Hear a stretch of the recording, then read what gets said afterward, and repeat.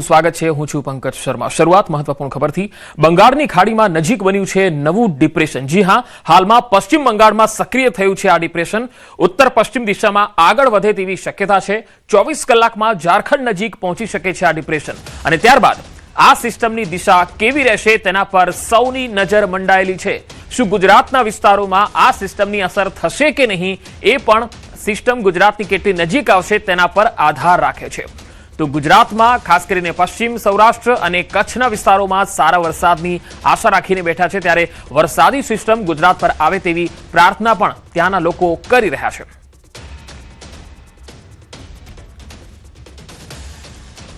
તો આપણે આ માધ્યમથી સમજીશું, જે ઇમેજ છે તેના માધ્યમથી સમજીશું કે કઈ રીતે આ સિસ્ટમ છે બંગાળની ખાડીમાં જે ડિપ્રેશન બન્યું છે। આ તમે તસવીરોમાં જોઈ શકો છો। આ છે બંગાળની ખાડી, જ્યાં આગળ આ તમે વ્હાઇટ કલરનું જે જોઈ રહ્યા છો, અહીંયા આ ડિપ્રેશન ઉદ્ભવ્યું છે। હવે આ જે ડિપ્રેશન છે એ ધીરે ધીરે છત્તીસગઢ થઈને અને ગુજરાત તરફ તેનો જે ટ્રેક છે એ આગળ જઈ રહ્યો છે। હવે 24 કલાક પછી આ ટ્રેક જે છે એ આગળ કઈ જગ્યાએ આવે છે અને ત્યાંથી એની દિશા બદલાય છે, નીચે તરફ રહે છે, મધ્ય તરફ રહે છે કે પછી ઉપર જાય છે, તેના ઉપર એની આધાર રહે છે કે ગુજરાતમાં કેવો વરસાદ આવશે અથવા આ સિસ્ટમની અસર જોવા મળશે કે કેમ। તો આ સ્થિતિ છે। તમે જોઈ શકો છો કે બંગાળની ખાડીમાં આ જે ડિપ્રેશન ઉદ્ભવ્યું છે એ ધીરે ધીરે આગળ વધી રહ્યું છે। હવે બીજી એક ઇમેજ તમે જોઈ શકો છો। આ જે બંગાળની ખાડીમાં ઉદ્ભવેલો જે એનો ટ્રેક છે, આ રેડ કલરનો તમે એનો ટ્રેક જોઈ રહ્યા છો, એ અહીંથી આ ડિપ્રેશન ઉદ્ભવ્યું છે અને ધીરે ધીરે તે આગળ તરફ ટ્રેક કરી રહ્યું છે। આપણે आगाहीकार अथरिया शेट्टी साथे सीधा जोड़ाईशु, तेओ अपनी साथे जोड़ाया है। अथरिया जी, आपका स्वागत है न्यूज 18 पे। सबसे पहले तो ये बंगाल की खाड़ी में जो डिप्रेशन बना हुआ है, इसका ट्रैक किस तरफ जा रहा है और गुजरात में इसकी कितनी संभावना है बारिश की?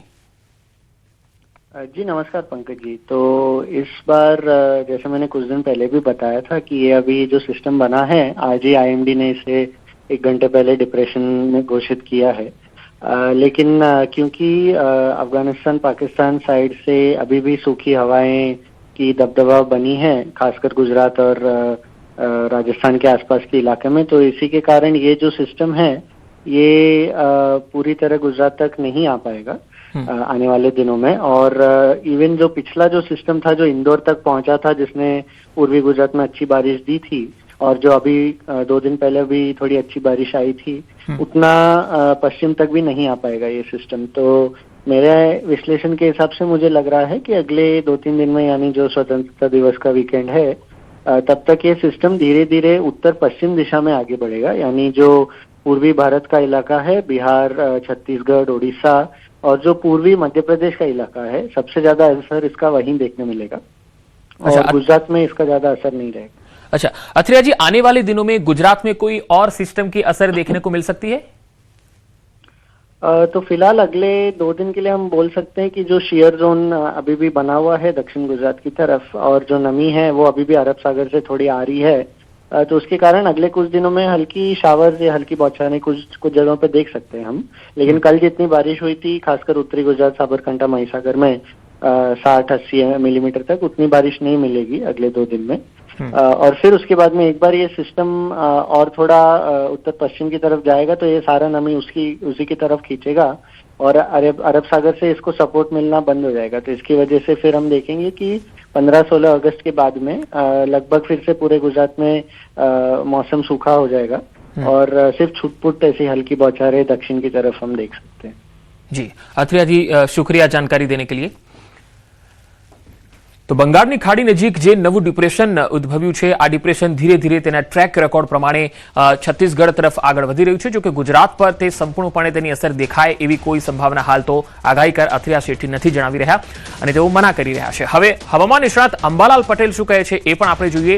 તેમની એક મોટી આગાહી છે, આગામી 24 કલાકમાં રાજ્યમાં હળવો વરસાદ થઈ શકે છે। હળવા વરસાદની આગાહી છે, જેમાં ઉત્તર ગુજરાતમાં બનાસકાંઠા, સાબરકાંઠામાં વરસાદ પડી શકે છે।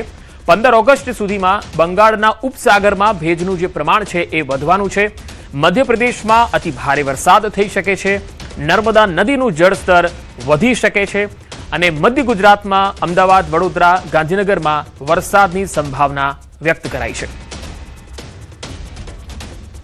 હજુ ગુજરાતમાં લગભગ સિસ્ટમ તો રાજસ્થાન તરફ જઈ છે, પરંતુ એક ટ્રફ રેખા તો બની છે નાની, અને બીજો એક રેખા લગભગ અરબ સાગરથી સીધી જ બંગાળ ઉપસાગર સુધીમાં એક બીજી અન્ય ઉપલા લેવલની રેખા બનવાની છે, વાદળના સમૂહની બનેલ છે. જો કે આ રેખા તો ધીરે ધીરે ઘટતી જશે અને ટ્રફ જે છે મોન્સૂન એ ધીરે ધીરે ઉપર જતું જશે, એટલે દેશના ઉત્તરીય પૂર્વીય ભાગોમાં ભારે વરસાદની શક્યતા રહેશે. સૌરાષ્ટ્રવાસીઓ માટે સારા સમાચાર. કોરા ધાકોર વિસ્તારમાં વરસાદ પડી શકે છે. 28 ઓગસ્ટ બાદ સૌરાષ્ટ્રના વિવિધ ભાગમાં વરસાદની શક્યતા રહેશે. દ્વારકા, પોરબંદર, જામનગરમાં વરસાદી ઝાપટા થઈ શકે છે, તો દક્ષિણ ગુજરાતમાં પણ વરસાદી ઝાપટા પડી શકે છે. ઓગસ્ટ માસમાં તાપી નદીનું જળસ્તર વધી શકે છે. સપ્ટેમ્બરની શરૂઆતમાં અરબ સાગરમાં એક સિસ્ટમ બનવાની શક્યતા છે.